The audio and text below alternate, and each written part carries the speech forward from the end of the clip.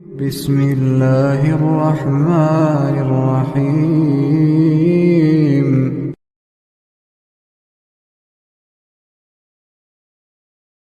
سیدنا ابو ہریرہ عبد الرحمن بن صخر رضی اللہ عنہ سے روایت ہے، فرمایا میں نے رسول اللہ صلی اللہ علیہ وسلم کو فرماتے ہوئے سنا، میں تمہیں جس کام سے منع کروں اس سے باز رہو، اور جس کام کا حکم دوں اسے بقدر استطاعت یعنی طاقت بھر بجا لاؤ۔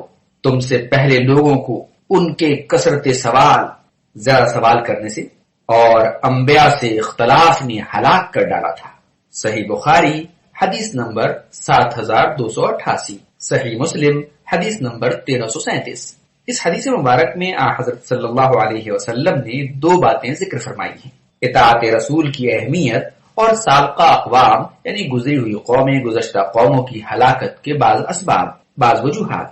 انبیاء اور رسول کی بعثت کا اصل مقصد بھی یہی ہے کہ ان کے احکام و ہدایت کی اتباع اور پیروی کی جائے، یعنی اپنے نبی کو ہر میدان میں آئیڈیل سمجھا جائے، ہر معاملے میں قرآن و سنت کی طرف دیکھا جائے کہ نبی کریم صلی اللہ علیہ وسلم نے اس معاملے کو کیسے کیا ہے۔ لیکن ہم نہ جانے کس کو اپنا ہیرو قرار دے کر اور نہ جانے کس کے فین ہو کر قرآن و سنت سے کٹ کر اللہ کے رسول صلی اللہ علیہ وسلم کے بارے میں دعویٰ تو کرتے ہیں کہ ہم ان کے متبع ہیں، لیکن آئیڈیل محمد صلی اللہ علیہ وسلم کو مانتے ہیں؟ یہ سوال ہمیں اپنے آپ سے ہر کام کو کرتے ہوئے ضرور پوچھنا چاہیے، کیونکہ صرف محمد صلی اللہ علیہ وسلم کی ذات ہی آئیڈیل ہے، نمونہ ہے، باقی آئیڈل بہت سے ہیں، بت بہتوں کے بنے ہیں، جیسا کہ قرآن مجید میں ہے وَمَا أَرْسَلْنَا مِن رَّسُولٍ إِلَّا لِيُطَاعَ بِإِذْنِ اللَّهِ، اور ہم نے ہر رسول کو صرف اس لیے بھیجا کہ اللہ کی اجازت سے اس کی اطاعت کی جائے۔ سورہ نساء آیت 64۔ قرآن مجید میں متعدد مرتبہ حکم آیا ہے۔ سورہ آل عمران آیت 32 میں ہے قُلْ اطیعوا اللہ والرسول، فرما دیجئے تم اللہ تعالی اور رسول اللہ صلی اللہ علیہ وسلم کی اطاعت کرو۔ ایک اور جگہ فرمایا من یطع الرسول فقد اطاع اللہ، جس نے رسول کی اطاعت کی اس نے اللہ تعالی کی اطاعت کی۔ سورہ نساء آیت 80۔ بالخصوص حضرت صلی اللہ علیہ وسلم کے متعلق امت کو فرمایا گیا لقد كان لكم في رسول اللہ اسوۃ حسنہ، البتہ تمہارے لیے رسول اکرم صلی اللہ علیہ وسلم کی ذات اقدس میں اسوہ حسنہ ہے، یعنی بہترین نمونہ ہے۔ سورہ احزاب آیت 21۔ بلکہ نبی کریم صلی اللہ علیہ وسلم کی اطاعت ہی ہدایت کا معیار ہے، جیسا کہ سورہ نور آیت 54 میں فرمایا وَإِن تُطِيعُوهُ تَهْتَدُوا، اگر تم نبی کی اطاعت کرو گے تو ہدایت پا جاؤ گے۔ اسی طرح قرآن مجید میں ایک اور جگہ ارشاد فرمایا ہے وَمَا آتَاكُمُ الرَّسُولُ فَخُذُوهُ وَمَا نَهَاكُمْ عَنْهُ فَانْتَهُوا، رسول تمہیں جو کچھ دیں وہ لے لو اور جس سے منع کریں اس سے باز رہو۔ سورہ حشر آیت 8۔ یہی بات خود حضرت صلی اللہ علیہ وسلم نے ایک حدیث میں یوں بیان فرمائی ہے، جیسا کہ صحیح بخاری حدیث نمبر 8288 اور صحیح مسلم حدیث نمبر 1373 میں ہے میں تمہیں جس کام سے منع کروں اس سے باز رہو، اور جس کام کا تمہیں حکم دوں اسے بقدر استطاعت بجا لاؤ۔ ان حدیث پر اگر غور کیا جائے اور قرآن کی گزشتہ آیتوں پر اگر غور کیا جائے تو جو حضرات حدیث کے منکر ہیں، جو لوگ قرآن کو تو مستند سمجھتے ہیں اور احادیث پر عقلی دلائل کی بنیادوں پر جو دراصل بدعقلی ہوتی ہے اس کا رد کرتے ہیں، کاش اس میدان میں بھی وہ اپنے رسول کی اتباع کرتے۔ بہرحال جیسا کہ قرآن مجید میں موسیٰ علیہ السلام نے اپنی قوم سے کہا کہ تمہیں اللہ تعالیٰ کا حکم ہے کہ ایک گائے ذبح کرو، تو انہوں نے کٹ حجتیاں شروع کر دی کہ وہ گائے کیسی ہو، کس عمر اور کس رنگ کی ہو۔ ان سب باتوں کی وضاحت کر دی گئی، پھر بھی کہنے لگے کہ ہم پر گائے کا معاملہ مشتبہ ہو گیا ہے، شبہ میں ہے ابھی ہم، بتائیے کچھ اور چیزیں بتا دیجیے ہمیں۔ اللہ تعالیٰ سے کہو کہ خوب اچھی طرح بیان فرمائے۔ چنانچہ مزید وضاحت چند پابندیوں کے ساتھ کر دی گئی۔ وہ اگر زیادہ سوال نہ کرتے بلکہ حکم سن کر جیسی بھی گائے ذبح کر دیتے حکم پر عمل ہو جاتا۔ مسلمانوں کو خطاب کرتے ہوئے فرمایا گیا جیسا کہ سورہ بقرہ آیت 108 میں ہے أم تريدون أن تسألوا رسولكم كما سئل موسى من قبل کیا تم بھی اپنے رسول سے اسی طرح سوال کرنا چاہتے ہو جس طرح تم سے پہلے موسیٰ سے سوال کیے گئے؟ اسی طرح عیسائیوں نے حضرت عیسیٰ علیہ السلام سے پوچھا تھا، جیسا کہ سورہ مائدہ آیت 112 میں ہے، إذ قال الحواريون يا عيسى ابن مريم هل يستطيع ربك أن ينزل علينا مائدة من السماء۔ وہ وقت بھی قابل ذکر ہے جب حواریوں نے کہا، اے عیسیٰ بن مریم، کیا آپ کا رب آسمان سے پکا پکایا کھانا ہم پر نازل کر سکتا ہے؟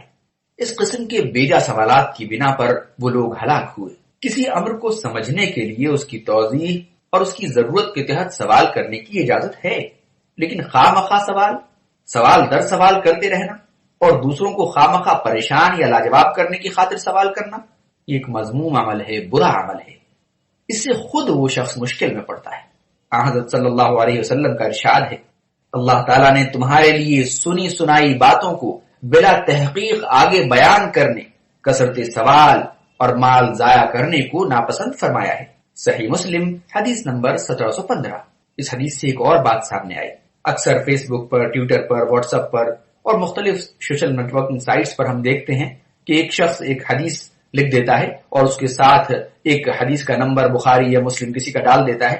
ہم اس کی تحقیق کیے بغیر کہ یہ حدیث واقعی بخاری یا مسلم میں ہے بھی یا نہیں، یہ حدیث صحیح ہے بھی یا نہیں، یا قرآن کی آیت کا جو ترجمہ پیش کیا جا رہا ہے اس تصویر میں وہ ہے بھی یا نہیں، بغیر تحقیق کے لوگوں کو آگے بڑھا دیتے ہیں۔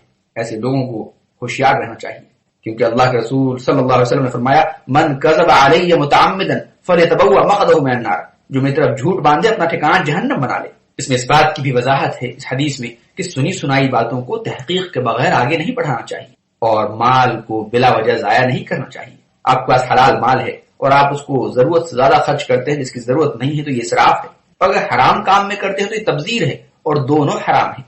اللہ ہماری اصلاح فرما دے۔ کوئی عالم اپنے زیر تعلیم اصحاب کے امتحان کی خاطر ان سے کوئی سوال کرے تو یہ جائز ہے، جیسا کہ حضرت صلی اللہ علیہ وسلم بھی صحابہ اکرام رضوان اللہ علیہ مجمعین سے بعض باتیں پوچھ لیا کرتے تھے۔ صحیح بخاری حدیث نمبر 62، صحیح مسلم حدیث نمبر 2811۔ اسی طرح اگر کسی مسئلے کی وضاحت اور علم میں اضافے کی نیت سے سوال کر لیا جائے تو اس میں کوئی حرج نہیں۔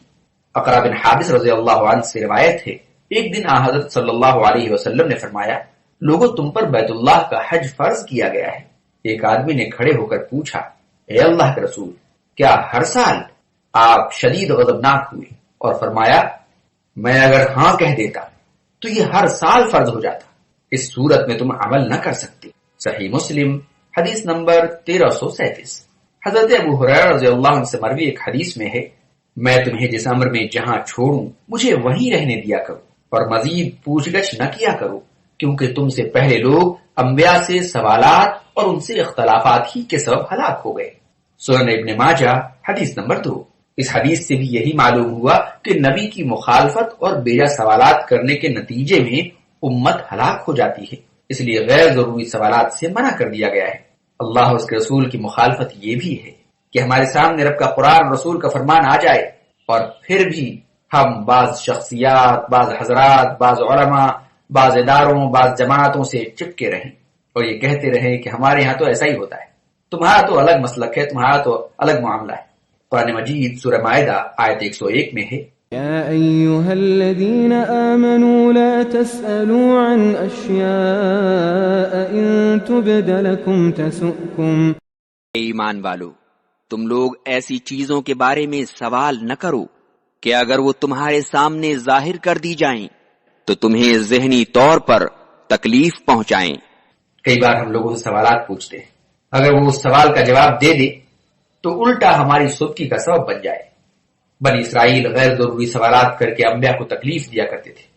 حضرت صلی اللہ علیہ وسلم کے ساتھ بھی منافقین کا یہی طرز عمل تھا۔ آج بھی ہمارے یہاں بہت سے حضرات علماء کی انسلٹ کرنے کے لیے، علماء کو بے عزت کرنے کے لیے الٹے سیدھے سوالات پوچھتے رہتے۔ یہی وجہ ہے کہ آپ صلی اللہ علیہ وسلم نے خواہ مخواہ قریج سے منع فرمایا ہے۔